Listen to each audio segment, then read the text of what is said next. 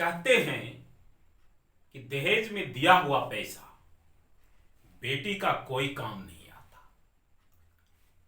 दहेज में दिया हुआ पैसा बेटी का कोई काम नहीं आता, लेकिन उसी पैसे को बेटी को अपने पैरों पे खड़ा करने के लिए खर्च किया जाए,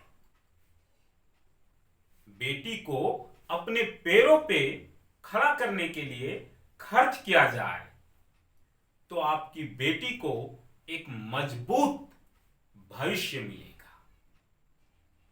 तो hello my dear student and my friends, आज का टॉपिक आपको समझ में आ गया होगा, दहेज प्रथा। अब आप सोच रहे होंगे कि मैं दहेज प्रथा की बात क्यों कर रहा हूं। भैया, अब दहेज प्रथा खत्म हो गई। एक समय था जब लोग दहेज के लिए लोगों को उत्पीड़न करते थे, उनको सताते थे, उनको मारपीट करते थे और दहेज उनके मायके से मंगवाते थे। वो समय बीत गया। अब समय क्या है? परिवर्तन। अब दहेज के लिए किसी की जानें नहीं जाती, किसी को जिंदा जलाया नहीं जाता, किसी के ऊपर अत्याचार नहीं किया जाता। समय बदल चुका है। ऐसा अगर आप सोच रहे हैं तो आप बिल्कुल गलत हैं, बिल्कुल भी गलत हैं। क्यों? क्योंकि दहेज प्रथा आज पहले से ज्यादा हो गई है, बस तरीका बदल गई है। उत्पीड़न तो आज भी होता है, बस उत्पीड़न करने का तौर तरीका बदल गया है, परिवर्तन हो गया है, खत्म नहीं हुआ है। खत्म नहीं हुआ है। आज भी दहेज के वजह से बहुत सारे मिडिल परिवार, छोटे परिवार की लड़कियां एक अच्छे घरों में नहीं जा पाती जहां उनकी भविष्य अच्छा बन सके।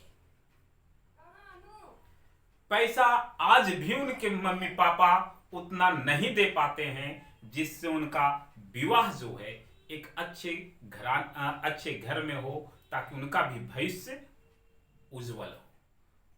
छोटे छोटे ही रह गए, मिडिल ही रह गया और बड़े बड़े ही रह गया। सोच नहीं बदली। आज भी कभी आपने सोचा नहीं होगा, जरा पूछिए उस बाप से, जरा पूछिए उस बाप से जो अपनी बेटी का कन्यादान करता है, सीने में दर्द छिपाए, आंखों में आंसू को रोके, ओठों से मुस्कुराता है, ओठों से मुस्कुराता है, कोने में कहीं खड़ा होकर निहारता है अपनी बेटी को। उसके सामने नहीं आता है कि कहीं मेरे आंखों से आंसू छलक ना जाए। एक पिता अपनी बेटी को कैसे विदा करता है, यह आप कल्पना भी नहीं कर सकते, क्योंकि हम कल्पना उसी चीज को करते हैं जो कल्पना करने योग्य है, महसूस तो नहीं कर सकते। एक छोटी सी कहानी आपको मैं बताता हूं। एक गांव था जहां पे नया नया शादी हुआ था। शादी के कुछ हफ्ते बाद गांव में, अभी जो गर्मी का मौसम होता है, महुआ चुनने का सीजन होता है। एक बैग मिला था, लेकिन 25,000 रुपया जो है, ये कहानी जो है 1990 के आसपास है, ऐसा हमारी मम्मी सुनाती थी। तो मैं आपको बता रहा हूं कि एक बैग की बात थी, गाड़ी का। तो गाड़ी जो है वो मिल गया था, लेकिन 20 या 25,000 तिलक बचे हुए थे। लोगों ने क्या किया, उसके ससुराल वालों ने शादी के 15 दिन बाद जो है उसे महुआ चुनने के बहाने रात को 12 बजे ले गए और जंगल में ले जाने के बाद एक कुआं था, वहां पे इन्होंने 12 बजे रात को ले गया। उसके बाद बैठ गए वहीं कुएं के पास। और उसके बाद कुएं के पास बैठने के बाद कुछ देर के बाद ऐसा हुआ कि अचानक बहू का पैर पकड़ के कुएं में ठेल दिया। कुएं में पानी नहीं था।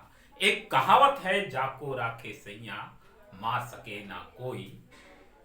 कहने का मतलब है कि जिसको फानूस बनकर जिसकी रक्षा खुदा करे उसे मिटा सकता है कौन। कहने का मतलब ईश्वर जिसके साथ है उसे कभी कुछ नहीं होगा। एक सूखा कुआं में उसको ढकेल दिया गया, लेकिन उसे एक खरोच तक नहीं आई।